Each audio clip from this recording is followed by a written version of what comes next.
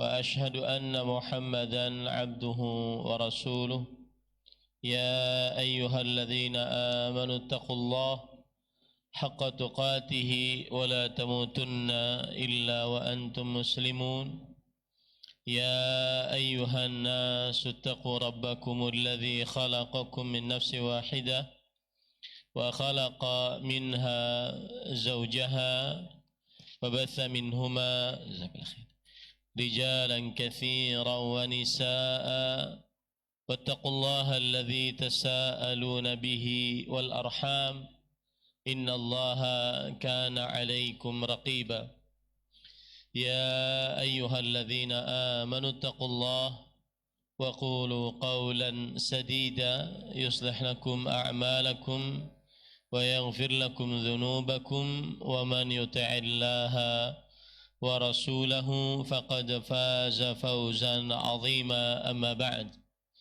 فإن أصدق الحديث كتاب الله وأحسن الهدي هدي محمد صلى الله عليه وعلى آله وسلم وشر الأمور محدثاتها وكل محدثة بدعة وكل بدعة ضلالة وكل ضلالة في النار.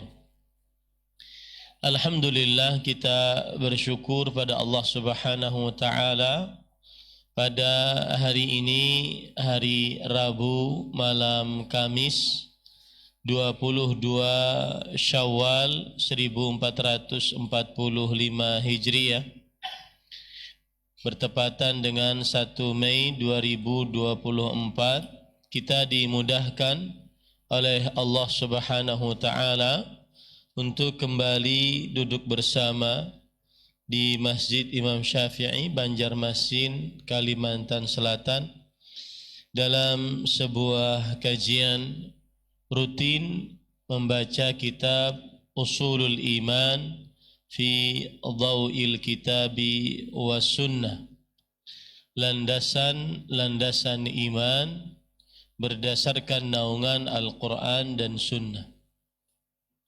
Salawat dan salam semoga selalu Allah berikan kepada Nabi kita Muhammad sallallahu alaihi wa ala alihi wasallam, pada keluarga beliau, para sahabat, serta orang-orang yang mengikuti beliau sampai hari kiamat kelak. Dengan nama-nama Allah yang husna dan sifat-sifatnya yang ulia, kita berdoa, Allahumma inna nas'aluka ilman nafi'an wa rizqan tayyiban wa amalan mutaqabbala, Allahumma amin. Ahibati fillah, afanillah wa iyyakum. Pada pertemuan sebelumnya kita sudah membahas tentang atau masih di dalam pembicaraan al-babul awal, beriman atau tentang al-imanu billah, beriman kepada Allah Subhanahu wa taala, dan masih di dalam al-faslu tsani, pasal yang kedua, tauhid al-uluhiyah, yaitu mentauhidkan Allah Subhanahu wa taala di dalam ibadah, dan masih di dalam al-mabhatsus tsalits, pembahasan yang ketiga, himayatul Mustafa janabat tauhid, penjagaan Nabi Muhammad sallallahu alaihi wa ala alihi wasallam terhadap tauhid.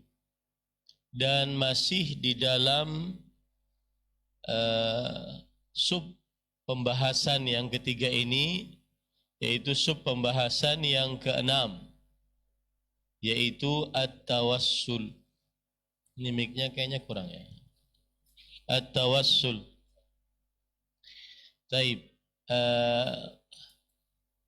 Pada pertemuan sebelumnya kita sudah membahas tentang tawassul. Tawassul diambil dari kata Arab, yaitu al-wasilah atau al-wasilah. Dan pada pertemuan sebelumnya kita sudah membahas arti al-wasilah.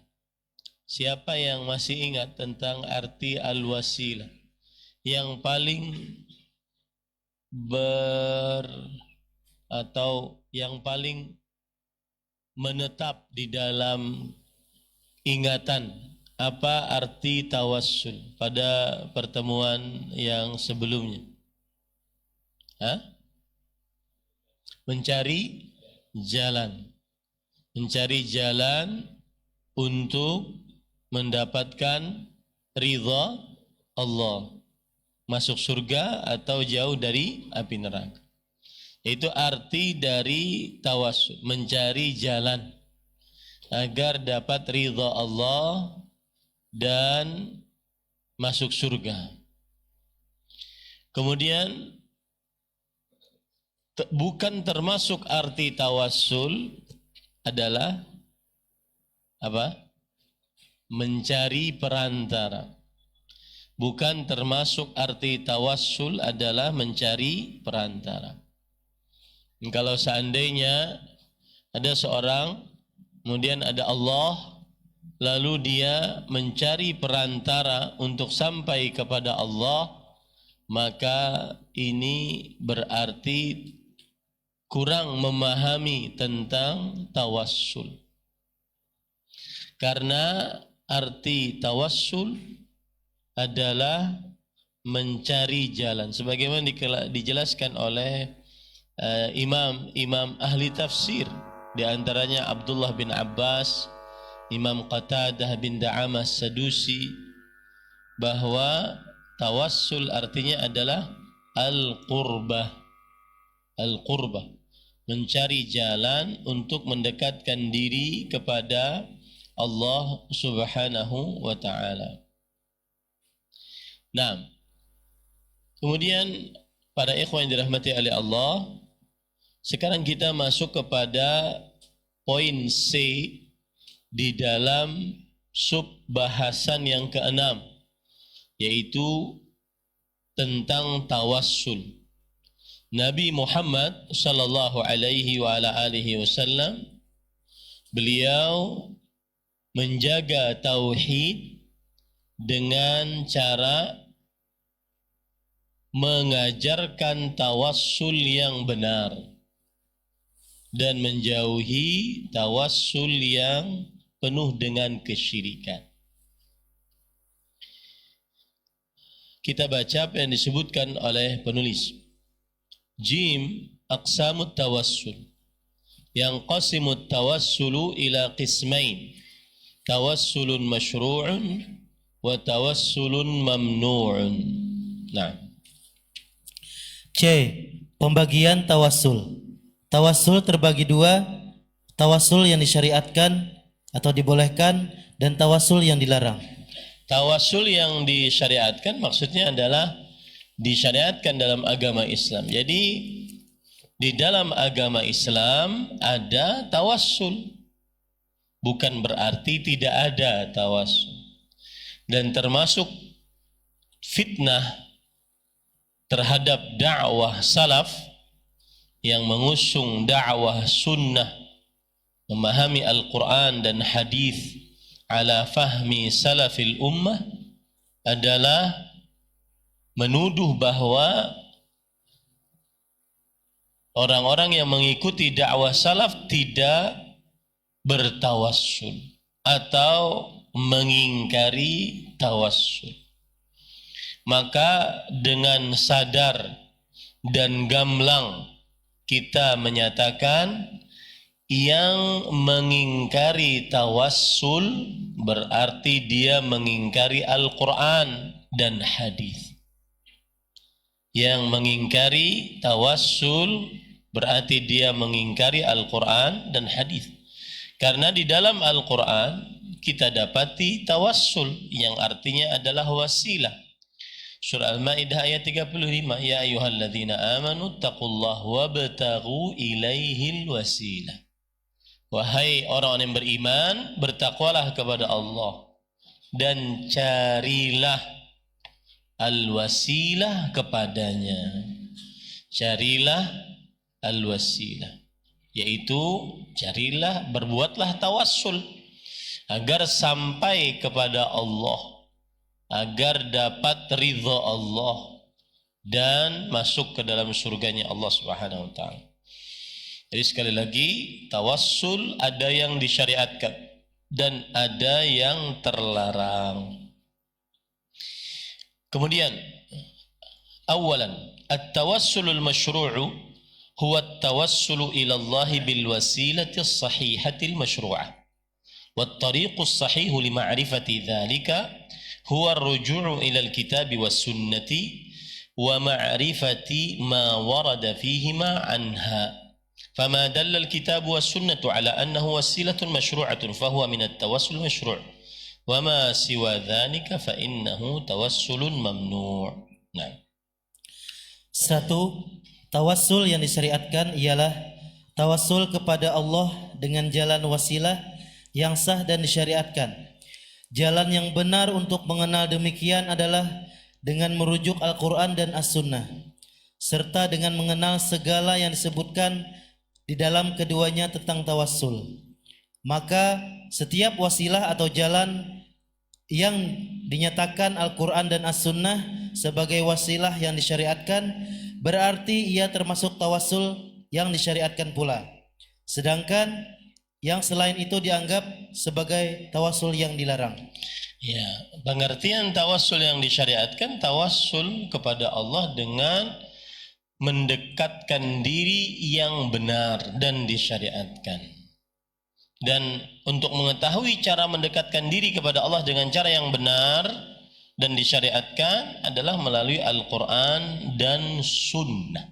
Sunnah di sini maksudnya hadis. Hadis. Sunnah di sini maksudnya adalah hadis. Maka apa saja yang ditunjuki oleh Al-Quran dan Sunnah, dia sebagai sarana untuk mendekatkan diri kepada Allah Subhanahu wa taala, maka dia adalah tawassul yang disyariatkan. Dan selain itu berarti tawassul yang terlarang. Selain itu berarti tawassul yang terlarang. Nah, wat tawassulul masyru' yandariju tahtahu thalathatu aqsam anwa'. Al-awwal at-tawassul ila Allah taala bismin min asma'ihi al-husna aw sifatin min sifatihi al-'azimah.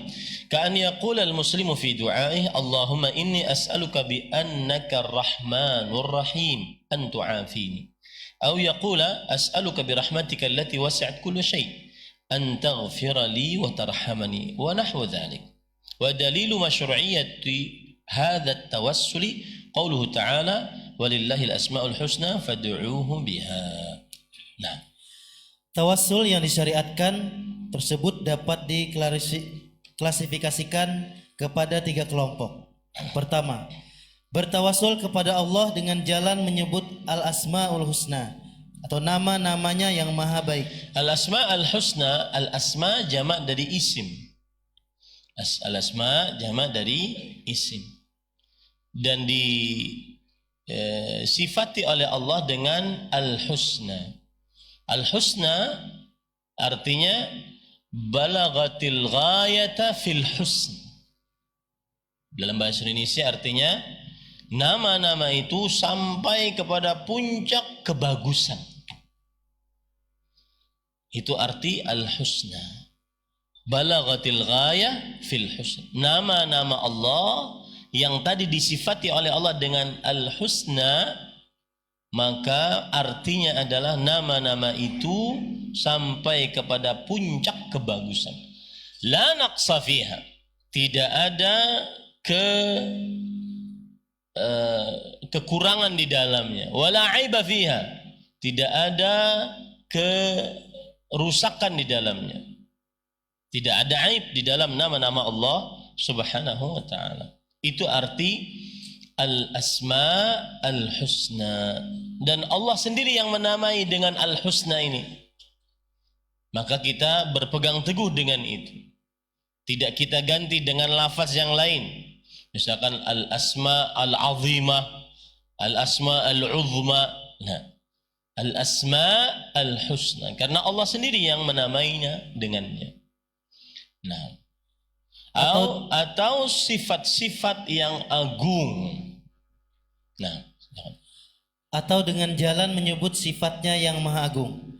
Misalnya seorang muslim di dalam doanya menyebut, Ya Allah, sesungguhnya aku memohon kepadamu karena sesungguhnya engkau maha pengasih lagi maha penyayang. nah, di sini karena sesungguhnya engkau maha pengasih maha penyayang.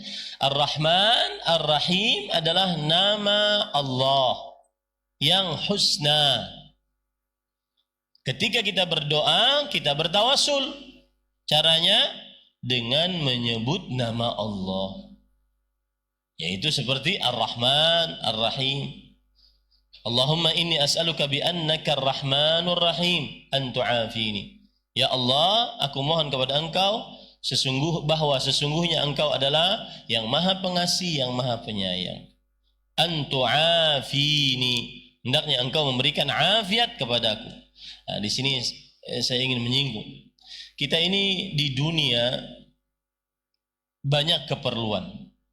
Di akhirat juga banyak keinginan. Dan tidak ada doa yang paling lengkap yang pernah diajarkan oleh Rasul sallallahu alaihi wasallam untuk mendapatkan keinginan dan keperluan dunia akhirat melainkan meminta afiat. Allahumma inni as'aluka al-mu'afata fid dunya wal akhirah. Maka sering-sering berdoa ini. Karena kita mempunyai banyak hajat. Banyak hajat. Kita ingin dijauhkan dari mara bahaya. Kita ingin mendapatkan kebaikan. Maka sering-seringlah berdoa, Allahumma inni as'aluka al-mu'afata fid dunya wal akhirah. Kata Rasul sallallahu alaihi wasallam, tidaklah orang berdoa diberikan oleh Allah yang lebih luas pemberiannya dibandingkan afiah. Afiah artinya keselamatan, kesehatan, kenyamanan, ketenangan, keharmonisan antara keluarga, suami istri, orang tua anak, dan seterusnya. Semua keperluan kita masuk ke dalam al-afiyah. Makanya Rasul sallallahu alaihi wasallam memberikan wasiat kepada pamannya, sal al-afiyah. Wahai pamanku, mintalah al-afiyah. Sesungguhnya tidak ada orang pernah diberikan lebih besar pemberian dari Allah dibandingkan afiat. Kita tidak tahu kapan diuji oleh Allah. Istri kita diuji oleh Allah, anak-anak kita diuji oleh Allah. Tidak tahu. Ibu-ibu kapan suaminya diuji oleh Allah. Kita tidak tahu. Makanya berdoa minta afiat. Afiat yaitu ketentraman, kenyamanan, kesehatan, keharmonisan, ketenangan hidup. Kita tidak tahu. Nah, maka pada ikhwan yang dirahmati oleh Allah, di sini disebutkan antu'afini atau antu'afiyani. Engkau memberikan afiat kepadaku. Nah, supaya engkau memberikan kesehatan atau afiat, atau ia berkata, aku memohon dengan jalan menyebut rahmatmu yang meliputi segala sesuatu, agar engkau mengampuni dan mengasihiku, dan ungkapan lain yang seumpamanya.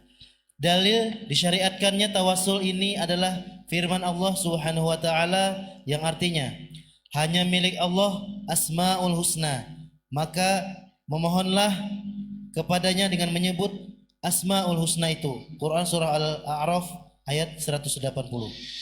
Baik, ada pelajaran juga menarik ketika kita menggunakan tawasul dengan nama-nama Allah dan sifat-sifat Allah, maka hendaknya nama-nama tersebut disesuaikan dengan permintaan kita. Dan ini termasuk adab dalam berdoa.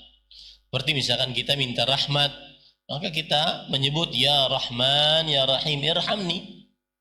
Wahai yang maha rahmat, maha pengasih, maha penyayang, rahmati aku. Kita minta maghfirah, Ya Ghaffar, ighfirli.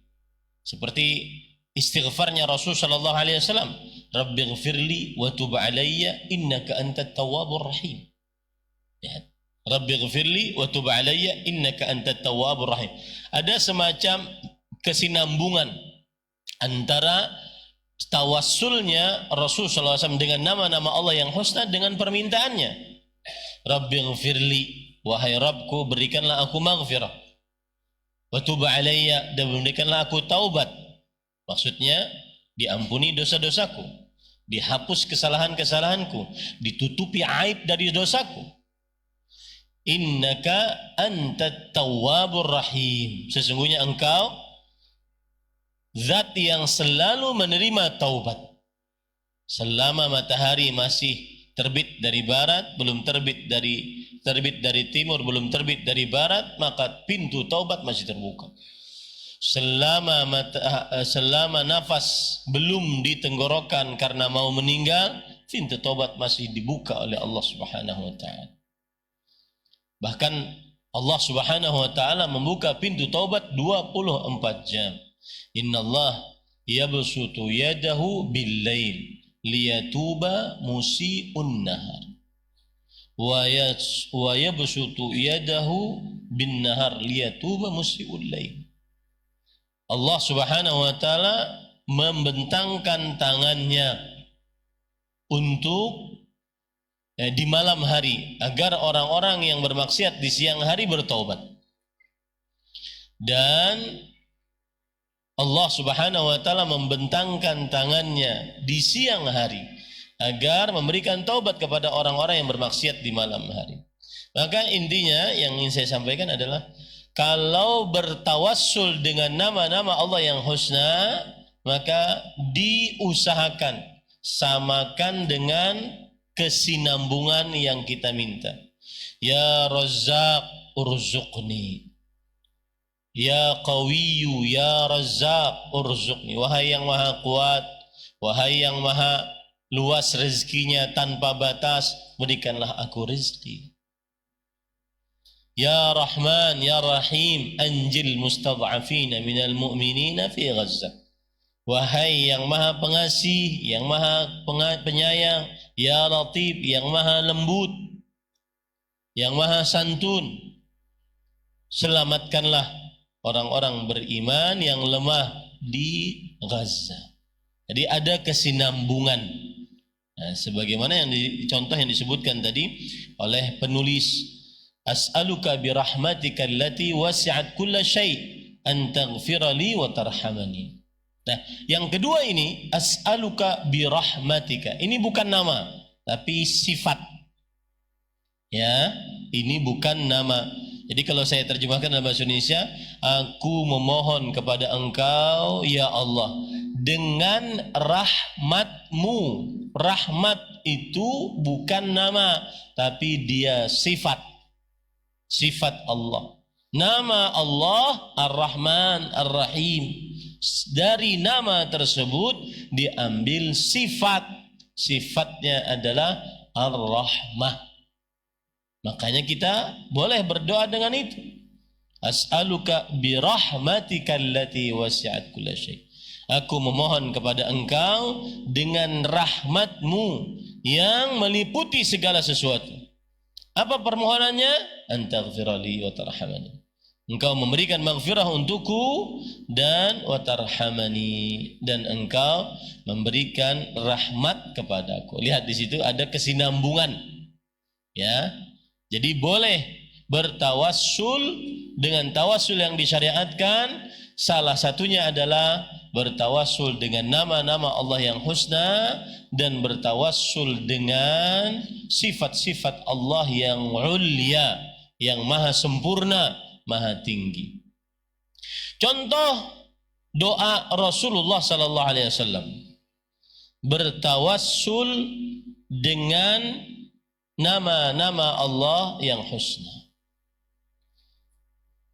Seperti misalkan Allah Subhanahu wa taala, Rasul sallallahu alaihi wasallam bersabda, Allahumma inni as'aluka bi annakal wa al ahadus samad alladzi lam yalid wa lam yulad an taghfirali. Yang artinya, Wahai Allah, aku mohon kepada Engkau bahwa sesungguhnya Engkau Al-Ahad. Ini nama Allah. Ini bertawassul dengan nama Allah Subhanahu wa ta'ala. As-Samad alladhi yahtaju kullu syai' ilaih. Zat yang seluruhnya berhajat kepadanya. Itu arti As-Samad. Zat yang seluruhnya berhajat kepadanya. Hendaknya Engkau mengampuni dosa-dosaku. Nah, ini contoh bertawassul dengan apa? Dengan al-asma al-husna. Kemudian bertawassul dengan sifat-sifat Allah yang ulia. Seperti misalkan hadis Rasul sallallahu alaihi wasallam yang berkaitan dengan doa istikharah. Ya, bagaimana doa istikharah? Allahumma innaka ta'lam wa la a'lam wa taqdir wa la aqdir. In kana hadzal amra khairun li fi dini wa ma'ashi wa 'aqibatu amri faqdurhu li wa yassirhu li. Ya Allah, sesungguhnya Engkau mengetahui dan aku tidak mengetahui. Lihat di situ, dengan ilmu pengetahuan Allah. Bertawassul dengan sifat Allah, yaitu ilmu. Wa taqdir wa la aqdir. Dan Engkau bertakdir, berkuasa, dan aku tidak mempunyai kuasa. Sesungguhnya jika perkara ini baik, maka mudahkanlah. Dan jadikanlah. Tapi jika perkara itu buruk, fasrifhu anni wa yassirhu lil khaira. Jika perkara itu buruk, maka jauhkan aku darinya dan berikan aku kebaikan sebagai penggantinya. Nah, itu intinya para ikhwah, hati-hati. Ini kalau nanti kita akan belajar di sini juga tentang nama-nama Allah dan sifat-sifat Allah. Jadi saya hanya ingin memberikan contoh bahwa nama-nama Allah diantaranya adalah Ar-Rahman, Ar-Rahim, Al-Malik, Al-Quddus, Al-Jabbar, Al-Muhaimin, As-Salam, dan seterusnya. Sedangkan sifat-sifat Allah seperti Al-Ilm, ilmu, As-Sama', pendengaran, Al-Basar, penglihatan. Kalau namanya kan As-Sami', ya, maha mendengar. Kalau sifatnya As-Sama', pendengaran. Kalau namanya Al-Basir, maha melihat. Sifatnya Al-Basar, maha penglihatan. Kalau namanya Al-Qadir, maka sifatnya Al-Qudrah, kekuasaan. Kalau namanya Al-Khaliq, maha pencipta, maka sifatnya Al-Khalq, penciptaan, dan seterusnya. Itulah bedanya nama dengan apa? Sifat. Dua-duanya boleh kita bertawassul dengannya. Nah, dalilnya bahwa tawassul yang seperti ini disyariatkan surat Al-A'raf ayat 180. Walillahil asmaul husna fad'uhu biha. Walillahi, lam kepemilikan, walam lil ikhtisas, kepemilikan yang khusus. Lillahi, ya, kepemilikan yang khusus. Artinya hanya Allah. Maka kalau diterjemahkan dengan terjemahan yang indah adalah hanya Allah yang memiliki al-asma al-husna. Tidak ada selain Allah yang memiliki al-asma al-husna. Tadi sudah saya jelaskan apa itu al-asma al-husna. Asma adalah bentuk plural, bentuk jamak dari isim yang artinya nama. Sedangkan al-husna adalah allati balagatil ghayata fil husn, yang sampai kepada puncak kebagusan.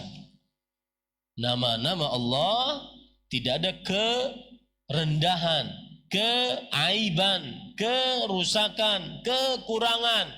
Nama-nama Allah seluruhnya adalah husna, bagus, indah, dan seterusnya. Semua nama-nama Allah, ya, semuanya bagus. Fad'uuhu biha. Maka berdoalah kepada Allah dengannya. Lihat, dengan nama-nama Allah yang husna tadi. Nah, ini cara bertawassul yang kedua yang disyariatkan. Dan sering-sering menggunakan ini. Ya, sering-sering dalam doa berdoa dengan nama-nama Allah yang husna. Dan Rasul sallallahu alaihi wasallam termasuk di dalam doanya banyak sekali berdoa dengan doa-doa yang husna, dengan nama-nama Allah yang husna. Nah, الثاني التوسل إلى الله تعالى بعمل صالح قام به العبد كأن يقول اللهم بإيمانك بك ومحبتي لك واتباعي لرسولك اغفر لي، أو يقول اللهم إني أسألك بحبي لنبيك محمد صلى الله عليه وسلم وإيماني به أن تفرج عني، أو أن يذكر الداعي عملا صالحا ذا بال قام به فيتوسل به إلى ربه كما في قصة أصحاب الغار الثلاث التي سيرد ذكرها. Nah. Kedua, tawassul dengan jalan menyebutkan amal soleh yang pernah dilakukan seorang hamba. Misalnya, ia berkata, Ya Allah, dengan menyebut keimananku kepadamu, kecintaanku kepadamu, dan dengan ketaatanku kepada Rasulmu, ampunilah daku. Atau ia berkata, Ya Allah, aku memohon kepadamu karena kecintaanku kepada Nabimu Muhammad sallallahu alaihi wasallam dan dengan keimananku kepadanya, agar engkau lepaskan aku dari kesusahan. Atau seseorang berdoa dengan menyebutkan amal soleh yang berkesan atau mempunyai arti tersendiri yang telah ia lakukan dengan maksud bertawasul, mencari jalan mendekatkan diri kepada Tuhannya dengan amalan tersebut, seperti yang terdapat dalam kisah 3 orang yang terkurung di dalam sebuah goa yang akan sebutkan kemudian. Nah, para ikhwan yang dirahmati oleh Allah Subhanahu wa taala, ini tawassul jenis yang kedua, yaitu bertawassul dengan cara seorang hamba menyebut amal solehnya. Amal soleh boleh disebut, tapi di hadapan Allah, bukan di hadapan makhluk. Kalau di hadapan makhluk bukan riya, tetapi ujub. Karena riya itu saat beramal, bukan setelah beramal. Tidak ada riya setelah beramal. Yang ada adalah ujub setelah beramal. Paham ya? Tidak ada riya setelah beramal. Beramal riya itu adanya dalam keadaan beramal. Diboleh menyebut nama amal saleh di hadapan Allah Subhanahu wa taala. Seperti orang mengucapkan, Ya Allah, dengan imanku kepadamu, rasa cintaku untukmu, dan pengikutanku terhadap Rasulmu. Ini semua amal saleh. Iman, mahabbah kepada Allah, kemudian mutaba'ah li Rasul sallallahu alaihi wasallam, mengikuti Rasul sallallahu alaihi wasallam. Ini amal saleh. Terutama mahabbah. Dan saya pesan di sini pada ikhwan. Perhatikan amalan-amalan qalbu. Kita ini yang sering ngaji dakwah sunnah, ngaji tauhid, kadang kurang disenggol tentang amalan qalbu. Akhirnya meskipun ngaji tauhid, tetapi sering terlalu mengagungkan makhluk dibandingkan Allah. Saya pernah diceritakan, ada orang ditelepon oleh atasannya. Padahal ditelepon, artinya jauh antara si yang menelpon dengan yang ditelepon. Jauh. Saking mengagungkannya terhadap makhluk, maka yang ditelepon ini sampai nunduk-nunduk. Padahal yang menelpon sudah tahu orangnya. Ini urusan tauhid yang berkaitan dengan qalbu. Apa kaitannya? Kaitannya dengan amalan qalbu tawakkal. Imam Ibnu Qayyim al-Jauziyah rahimahullah pernah mengatakan, lihat, yang masih mengagung-agungkan makhluk padahal sudah ngaji lama tentang tauhid, Beliau mengatakan, "Lau tawakkalal abdu 'ala Allah haqqa tawakkulih, la azala al-jabal min makanihi wa kana ma'muran bi izalatihi." Kalau seandainya seorang hamba bertawakal kepada Allah Subhanahu wa taala dengan sebenar-benar tawakal, maka niscaya dia sanggup memindahkan gunung dari tempatnya jika itu diperintahkan oleh Allah Subhanahu wa taala. Ini para ikhwan yang dirahmati oleh Allah Subhanahu wa taala. Kenapa saya singgung tadi? Karena berkaitan dengan mahabbah. Mahabbah itu amalan qalbu. Sebagian orang sudah ngaji tauhid, akan tetapi dia tidak disinggung amalan qalbunya. Lebih cinta kepada makhluk dibandingkan kepada Allah Subhanahu wa taala. Kita selalu belajar tauhid itu adalah tauhid syirik akbar. Jadi merasa aman sudah. Contohnya, oh saya sudah tidak memakai jimat, alhamdulillah.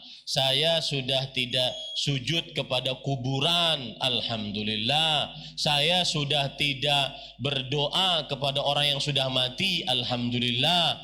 Berarti sudah merasa bertauhid. Akan tetapi di dalam kalbunya sering sekali lebih mencintai makhluk dibandingkan Allah. Lebih bersandar kepada sebab dibandingkan kepada yang membuat sebab itu bermanfaat, Allah Subhanahu wa taala. Contoh urusan rezeki. Ya, ada perkataan menarik saya dengar dari Fadilat Syekh Dr. Utsman Al-Khamis. Beliau mengatakan, jangan takut rezekimu. Wallahi, demi Allah, lan tanala rizq illa ma kataballahu lak. Kamu tidak akan pernah dapat rezeki kecuali atas apa yang Allah telah tuliskan untukmu. Walau kana fi famil asad, meskipun di mulut singa. Kalau itu dituliskan oleh Allah untukmu, pasti kamu dapat meskipun di mulut singa. Begitu orang bertauhid, tidak menghalalkan segala cara, tidak mengoplos, memasukkan, memarkup, ngaji sudah, ngaku sudah ngaji tauhid, korupsi, nepotisme, ngaku sudah ngaji tauhid, nggak benar ini. Kenapa? Karena sering kita selalu belajar tauhidnya adalah, oh saya sudah tidak berdoa kepada orang mati, saya tidak pakai jimat, tidak percaya dukun, selamat, surga di tangan. Tidak ya akhi. Tauhid tidak mengagungkan kecuali Allah Jalla fi'ulah. Bahkan beliau mengatakan, wa in lam yaktubilaka lakallahu rizqa lam tanalhu walau jabalaka fi famik. Dan kalau seandainya Allah belum menuliskan untukmu itu adalah rizkimu, maka tidak akan sampai kepadamu meskipun orang memaksanya untuk masuk ke dalam mulutmu. Ya, apa bukti orang yang sudah ngaji tauhid akan tetapi sebenarnya pengamalan yang tidak bertauhid? Kebanyakan yang ngeluh-ngeluh di media sosial. Baik si pelakunya merasa sempit rezeki ngeluh di media sosial, atau orang lain mengeluhkan si ini di media sosial. Aku sudah ngaji tauhid. Ngaji tauhid tidak seperti itu. Coba perhatikan perkataan menarik dari Sufyan bin Sa'id bin Masruq al-Thawri, Imam al-Muhaddithin, tabi'ut tabi'in. Beliau mengatakan, dikatakan oleh Abu Hudzaifah rahimahullah, ra'a Thawri rajulan 'inda qaumin yashqu dhaifah. Imam Sufyan bin Masruq al-Thawri melihat seseorang yang mengeluhkan nasibnya kepada orang lain. Ini sekarang banyak terjadi di media sosial. Tegepak sedikit, aku tegepak tadi lawan si Acil. Mengeluh di media sosial. Apa-apa mengeluh. Gaji mengeluh. Ya, semuanya dikeluhkan. Coba perhatikan nih. Yang ngaji tauhid, tetapi sebenarnya hatinya tidak bergantung kepada Allah Subhanahu wa taala. Apa-apa dikeluhkan di media sosial. Kalau duduk bersama si fulan, pasti ngeluh. Enggak ada. Alhamdulillah, alhamdulillah, saya bifadlillah azza wa jal sering ketemu dengan Al-Ustaz Al-Fadil Abu Zamzam hafizahullah. Ustaz Febri. Salah satu yang menarik dari akhlak beliau, sering sekali menyebut alhamdulillah. Mudah-mudahan Allah menjaga beliau. Alhamdulillah. Tidak ada sama sekali mengeluhkan nasibnya. Alhamdulillah, alhamdulillah. Tidak ada nulis di media sosial. Gengsi kita nulis di media sosial. Yang sudah ngaji tauhid, gengsi untuk nulis di media sosial. Segala macam keluh kesah kita. Lalu Sufyan Ats-Tsauri mengatakan, ya hadza syakauta man yarhamuka ila man la yarhamuk. Wahai fulan, engkau mengeluh kepada manusia, sebenarnya engkau telah mengeluhkan Allah yang mengasihimu kepada makhluk yang tidak mengasihimu. Kata Imam Ibnu Qayyim rahimahullah, hadza ghayatul jahl. Ini kebodohan tingkat tinggi. Kenapa? Karena tidak faham tentang Allah dan tidak faham tentang makhluk Allah Subhanahu wa taala. Nah, ini para ikhwah. Ini kenapa saya singgung ini, karena tadi berkaitan dengan mahabbah. Mahabbah itu rasa cinta kepada Allah, itu amalan yang antum berhak untuk berdoa dengannya. Amalan qalbu yang besar. Ya Allah, aku mencintai engkau. Karenanya aku tinggalkan ini demi engkau. Maka mudahkan rezekiku. Salehkan anakku. Selamatkan istriku dan seterusnya. Wallahu a'lam.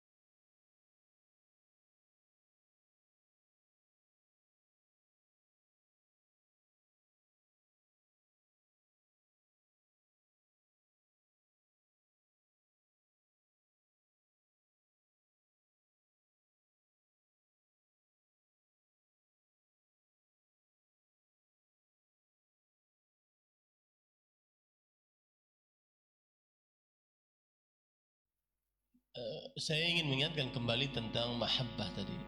Mahabbah, rasa cinta itu amalan qalb. Dan Imam Syekhul Islam Ibn Taimiyah rahimahullah mengatakan, a'malul qulub hiya al-asl. Amalan qalbu dia adalah sumber amal. Wa amalul jawarih tabi'ah wa mukammilah. Dan amalan anggota tubuh itu pengikut dan penyempurna. Contoh mahabbah, rasa cinta. Hanya dengan mahabbah kepada Allah Subhanahu wa taala timbullah amal. Timbul amal. Bahkan subhanallah, tadi saya pagi baca kitab al-mahabbah hiya al-asr wa biha yustalladhu al-ibadah. Tustalladhu al-ibadah. Mahabbah adalah sumber asal muasalnya. Dan dengan mahabbah ini ibadah menjadi lezat, menjadi indah, menjadi manis. Salat tidak malas, baca Quran tidak malas, salat malam tidak malas. Ya, ada loh orang bangun malam kemudian dia tidak salat malam, tetapi main media sosial bangun malam, pas sepertiga malam terakhir dibangunkan oleh Allah. Kenapa? Karena kurang mahabbah kepada Allah. Ya, mahabbah itu sumber amal, dan dengan mahabbah pula lezat ibadah, lezat sedekah, lezat infak, lezat zakat, lezat berzikir, berdoa. Dan ini juga nasihat. Saya kemarin ke tempat mertua di Lombok, salah satu kajian, judul kajian saya, nasihat untuk pengikut dakwah sunnah. Silahkan dengarkan kajian tersebut. Salah satu nasihat yang saya sampaikan adalah menuntut ilmu untuk gemar beramal, bukan malas beramal. Menuntut ilmu tujuannya adalah agar gemar beramal. Dan gemar beramal asal muasalnya adalah rasa cinta kepada Allah. Kenapa bisa terjadi sejarah-sejarah heroik di tengah para sahabat? Karena cinta kepada Allah Subhanahu wa ta'ala. Cinta kepada Allah. Ketika kaum muhajirin datang ke Madinah, disambut oleh kaum Ansar dan berbagi, bukan hanya harta, istri dibagi. Kenapa? Mahabbah kepada Allah, rasa cinta kepada Allah. Dengan rasa cinta ini timbul pengorbanan yang tidak selalu diukur dengan uang. Ya, seorang guru ngaji dengan gaji terbatas, yang penting dia cukup, walhamdulillah. Tetapi dia cinta kepada Allah dengan Qur'annya. Seperti misalkan Abu Abdurrahman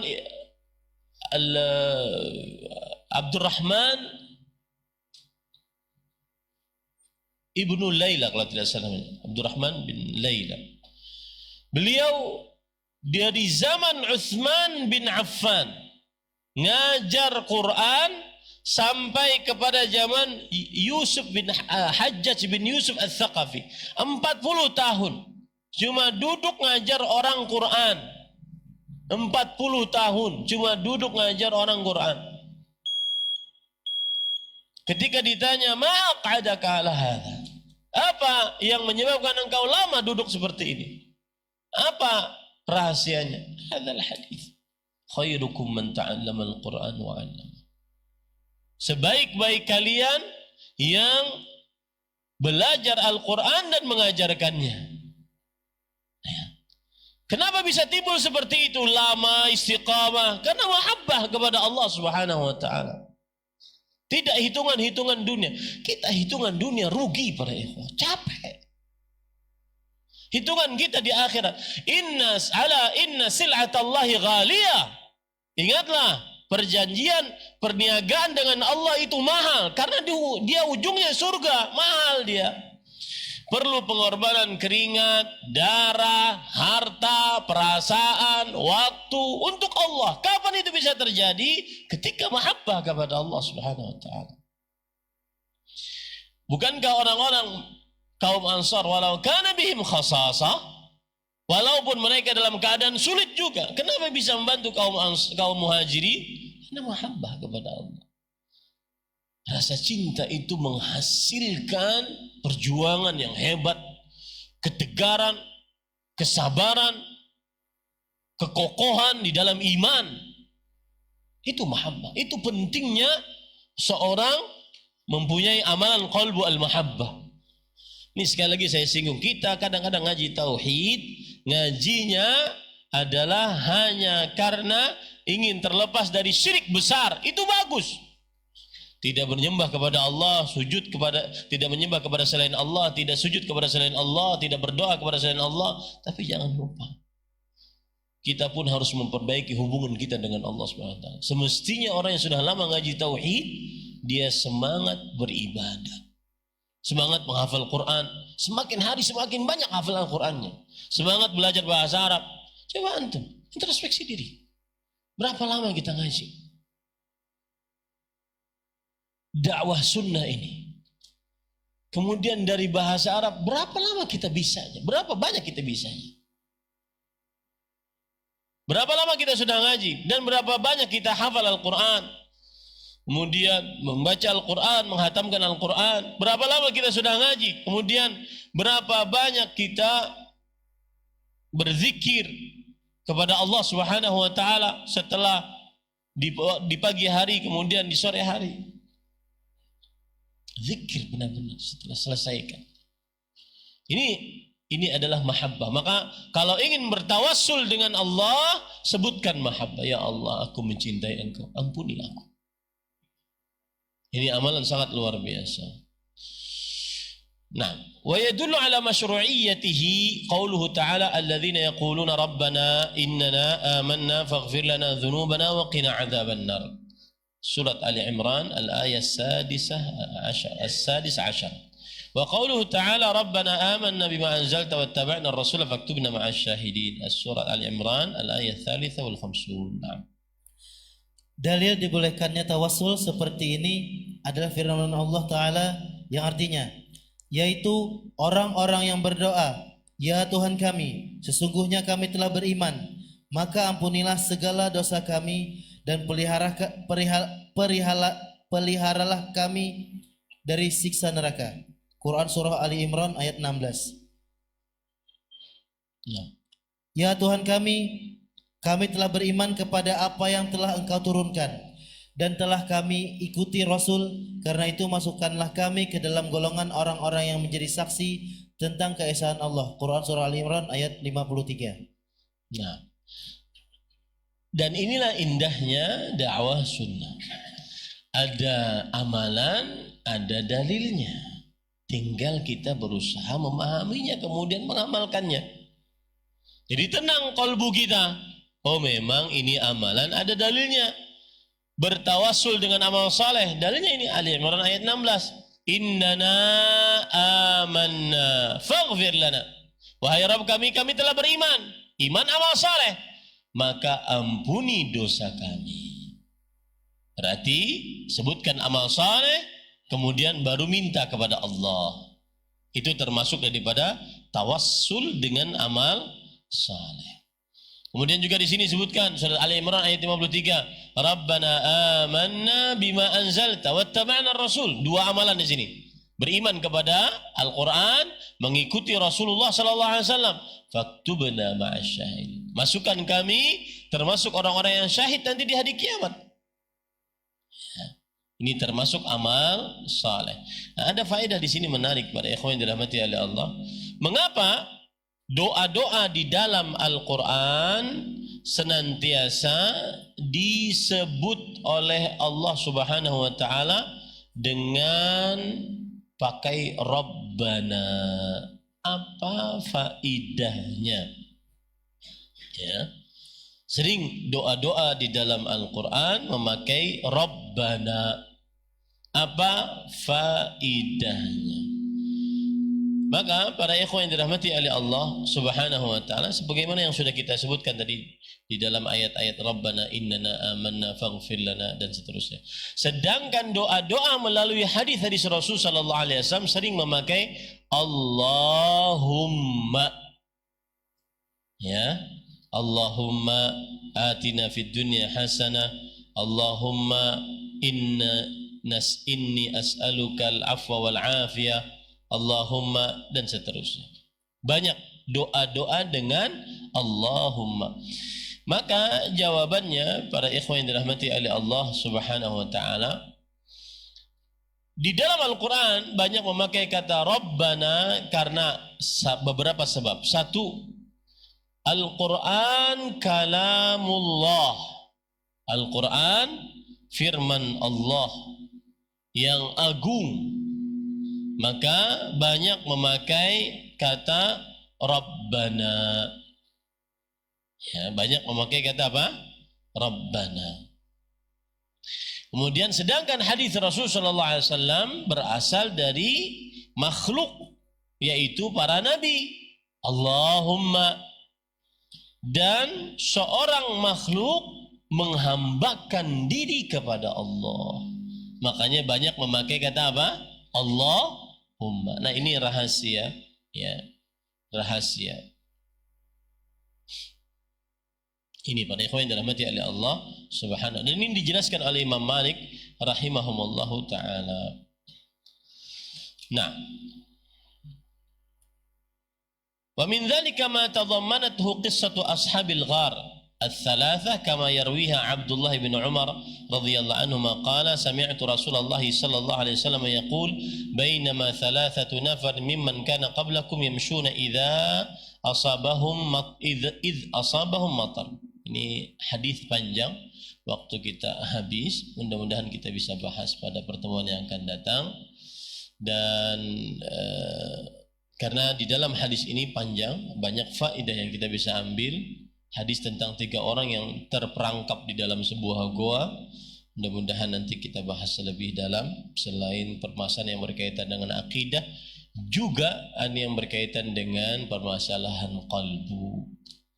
Wallahu a'lam. Jika ada yang ingin bertanya, dipersilakan. Ada yang bertanya?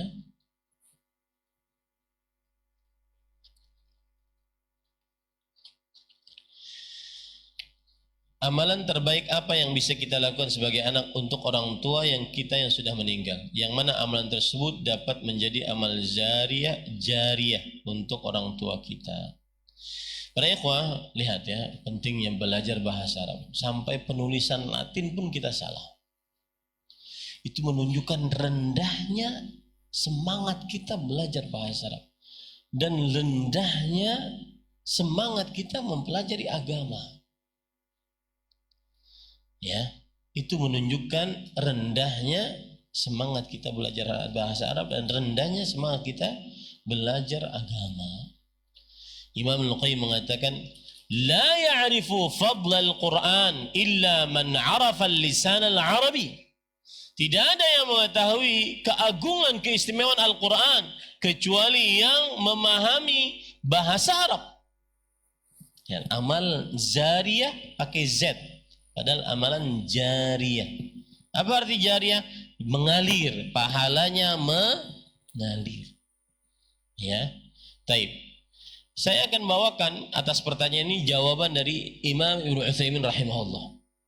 Laisa syai'un afdala anfa'u atau anfa'a lil mayyiti ba'da mautihi min du'ai al-walad. Saya ulangi, tidak ada sesuatu yang lebih bermanfaat untuk si mayat setelah kematiannya dibandingkan doa anak. Maka berdoalah kepada Allah. Doa tidak membutuhkan harta, tidak membutuhkan usaha yang begitu luar biasa. Doa, ngangkat tangan mohon kepada Allah maghfirah. Ya. Rasul sallallahu alaihi wasallam bersabda hadis riwayat Tirmizi dan Imam Muslim, "Idza mata al-insan inqata 'amaluhu illa min thalatha." Jika seorang meninggal maka terputus dari amalnya kecuali dari 3. Salah satu dari 3 tersebut, au waladin salihin yad'ulah, atau anak saleh yang mendoakannya. Nah, apa pendapat wallahu alam? Apa pendapat Ustaz tentang akun-akun dakwah di sosial media mengatasnamakan dakwah salaf, bukan nama pribadi, tetapi isi kontennya seperti mengadu domba, memotong-motong video kajian sebagian ustaz dan dibenturkan dengan tokoh tertentu yang berbuat kesyirikan atau bid'ah. Para ikhwan yang dirahmati oleh Allah, lebih baik ini tidak dilakukan. Kalau seandainya membuat akun dakwah maka dipersilakan, tapi tidak perlu untuk ditandingkan satu dengan yang lainnya. Karena gini para ikhwan, ini saya sudah sebutkan pada pertemuan sebelumnya. Ad-din laisa liman ghalab. Agama itu bukan untuk siapa yang menang debat. Ya, agama itu ad-din qala Allah wa qala Rasul. Agama itu firman Allah, sabda Rasulullah sallallahu alaihi wasallam dipahami oleh para sahabat Nabi radhiyallahu anhum dan ulama-ulama yang mengikuti para sahabat. Itu agama. Ad-din laisa liman ghalab. Agama bukan siapa yang menang debat. Ini perkataan dari Imam Malik rahimahullah. Ketika ada seorang berkata, "Ya Imam, ujadiluka." Wahai Imam, aku ingin berdebat dengan engkau. Kata Imam Malik rahimahullah, fa in ghalabtani tattabi'uni. Kalau seandainya engkau mengalahkan aku dalam debat, apa yang akan terjadi? Engkau harus mengikuti aku. Kata orang tersebut kepada Imam Malik. Kemudian kata Imam Malik rahimahullah, fa in ghalabtuka. Kalau aku bisa mengalahkan engkau, attabi'uka. Maka orang tersebut menjawab, aku akan ikuti engkau. Kemudian Imam Malik dengan kecerdasannya mengatakan lagi, fa idza jaa akhar ghalabana nattabi'uhu. Kalau seandainya datang orang ketiga kemudian mengalahkan kita berdua, apa yang terjadi? Kita ikuti dia. Kemudian Imam Malik mengatakan, ya hadza ad-din laisa liman ghalab. Wahai fulan, agama itu bukan bagi siapa yang menang debat. Agama itu qala Allah, qala Rasul, wa qala sahabah. Itu beragama. Maka saya nasihatkan yang mempunyai akun-akun dakwah tidak perlu untuk dicampur-campur atau diadu-adu antara ustadz satu dengan ustadz yang lainnya. Dan saya termasuk yang korban dari itu. Tapi usamihuhu, saya maafkan karena Allah Subhanahu wa taala. Mudah-mudahan Allah mengampuninya. Dan para ikhwah, jangan takut. Mungkin yang mempunyai akun dakwah seperti ini niatannya bagus. Ustaz, biar ada yang memerangi dakwah. Biar ada yang memerangi bid'ah, kesyirikan. Maka jangan takut. La tazalu ta'ifatun min ummati zahirin 'alal haqq la yadhurruhum man khadhalahum wala man khalahum hatta ya'ti amrullah wa hum kadzalik. Masih akan ada sekelompok orang, dan sekelompok itu kata para ulama meskipun satu orang yang memperjuangkan kebenaran, tidak membahayakan mereka yang menyelisihi mereka, yang mencelakakan mereka, yang mencela mereka. Mereka akan tetap teguh seperti itu sampai datang hari kiamat. Masih akan ada sekelompok umat Islam yang benar-benar berada di atas al-manhaj as-sawi, di atas jalan yang lurus. Jangan takut pada ikhwan yang dirahmati Allah. Dalam bulan Syawal ini ada 3 puasa sunnah, 6 hari Syawal, Ayyamul Bid, hari-hari putih, dan Senin Kamis. Apakah boleh dalam satu hari diniatkan untuk 3 puasa sunnah di atas? Apakah bisa dalam satu hari itu dapat pahala 3 puasa sunnah yang diniatkan? Terserah pian. Nah, terserah pian itu maksudnya innamal a'malu binniyat. Amalan tergantung niatnya. Ya.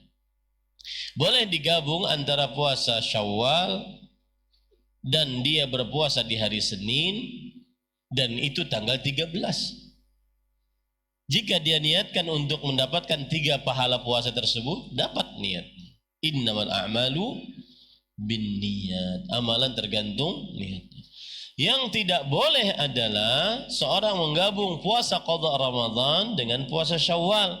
Bukan karena ini wajib, karena ini sunnah, akan tetapi karena puasa Ramadan adalah puasa tersendiri. Lihat, kunci katanya adalah ibadah mustaqillah, puasa tersendiri.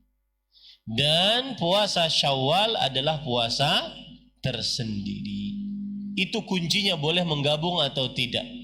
Kalau dia bukan ibadah mustaqillah, bukan ibadah tersendiri, maka boleh digabung. Kalau ibadah mustaqillah, ibadah tersendiri tidak boleh digabung. Contoh, ada orang masuk masjid setelah selesai adzan subuh, masuk masjid dia. Lalu sholat 2 rakaat. Imbah sholat, bulik ke rumah. Setelah ditanya, kenapa pulang belum sholat? Sudah tadi digabung tahiyatul masjid dan sholat subuh. Kenapa tidak boleh digabung? Bukan karena ini wajib, karena ini sunnah, bukan. Tetapi sholat subuh ibadah tersendiri, sholat sunnah qabliyah subuh ibadah tersendiri. Itu syarat para ulama. Ini permasalahan disebut dengan at-tasyrik fin niyah di dalam bahasan ulama fikih. At-tasyriku fin niyah. Wallahu a'lam. Nah, ada lagi bertanya? Nah. Bagus pertanyaan dan agung pertanyaan ini. Bagaimana Ustaz menumbuhkan rasa cinta kepada Allah? Jawabannya, salah satu caranya adalah ingat-ingat nikmat Allah. Kita punya mata, antum bisa dengar kajian. Bahkan tadi, ya, ini bahayanya dengar musik ya. Para ulama mengatakan, di antara Imam Al-Qayyim rahimahullah, adimul basar aswa min adimis sama'. Orang yang tidak bisa melihat secara penampilan dan kehidupan di dunia lebih buruk dibandingkan yang tidak punya pendengaran. Tetapi dia lebih selamat di akhirat. Wa adimus sama' afsadu min adimil basar. Dan yang tidak bisa mendengar lebih merusak dibandingkan yang tidak bisa melihat. Makanya Allah, silahkan antum cek dalam Al-Quran, Allah sering menyebutkan tentang pendengaran terlebih dahulu dibandingkan penglihatan. Khalaqnas sam'a wal absara wal af'idah. Ya, kami telah menciptakan pendengaran, penglihatan dan qalbu. Kenapa yang rusak ininya, terutama kalau sering mendengar musik, kan rusak. Ya, dan saya nasihatkan, yang memfatwakan halalnya musik, bertobatlah kepada Allah. Bertobat kepada Allah. Karena menyelisih ijma' bukan hanya imam yang 4, dari para sahabat Nabi radhiyallahu anhu.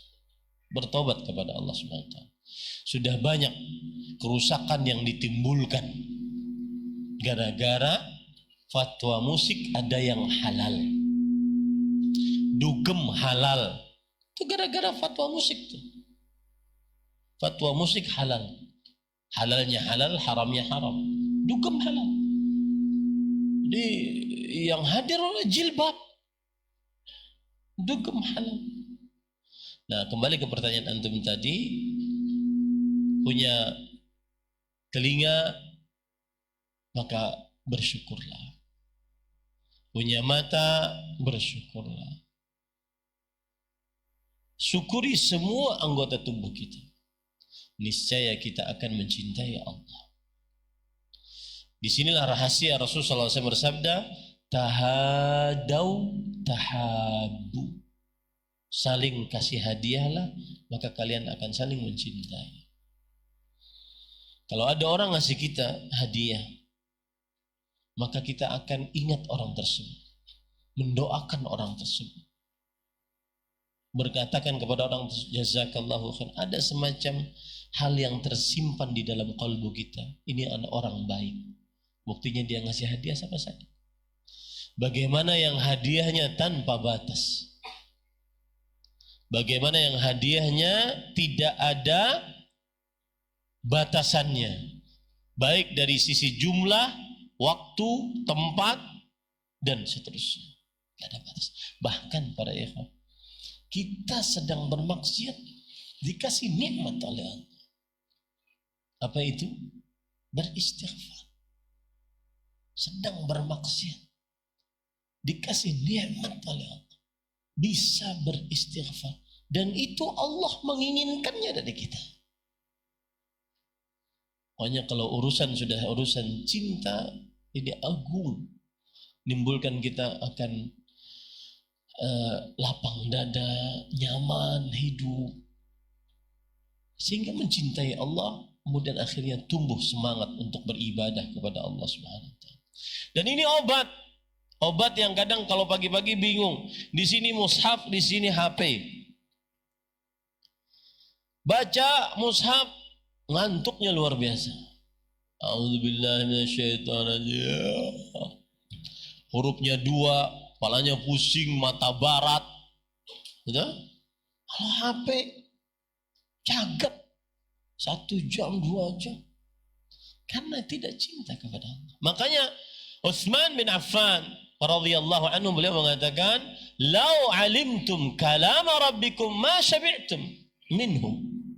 Kalau kalian mengenali firman Allah, kalian tidak akan pernah puas membacanya. Dan saya pesan para ikhwah, janganlah berlalu hari tanpa membaca Al-Quran. Baca Al-Quran. Baca Al-Quran. Dan saya juga berpesan kepada kawan-kawan yang ngaji sunnah, harus punya lebih daripada yang tidak ngaji. Bahasa Arab tahu, Al-Quran lancar, semangat ibadah, bukan hanya casing saja. Ya, jenggot panjang, celana di atas 2 mata kaki, jilbab lebar. Ya, akan tetapi harus ada bukti bahwasanya kita mengaji ilmu agama, yaitu buktinya adalah amal bisa ditumbuhkan dengan rasa cinta kepada Allah Subhanahu wa taala. Terakhir saya ingin meminta doa kepada para jamaah sekalian. Saya sedang melanjutkan kuliah S2, mudah-mudahan dimudahkan oleh Allah Subhanahu wa taala. Dan ini adalah salah satu niat yang mungkin diberi petunjuk oleh Allah Subhanahu wa taala dalam bulan Ramadan, yaitu niatannya adalah untuk belajar kembali. Belajar kembali sehingga kita benar-benar mengamalkan wasiat para ulama salaf, al-ilmu minal mahdi ilal lahd. Menuntut ilmu dari mulai buayan sampai ke liang lahat. Semoga kita dimudahkan dalam segala urusan dan juga diberkahi dalam menimba ilmu agama dan bisa mengamalkannya. Sallallahu Nabi Muhammad walhamdulillahi rabbil alamin. Subhanakallahumma bihamdik asyhadu an la ilaha illa anta astaghfiruka wa atubu ilaik. Wassalamualaikum warahmatullahi wabarakatuh.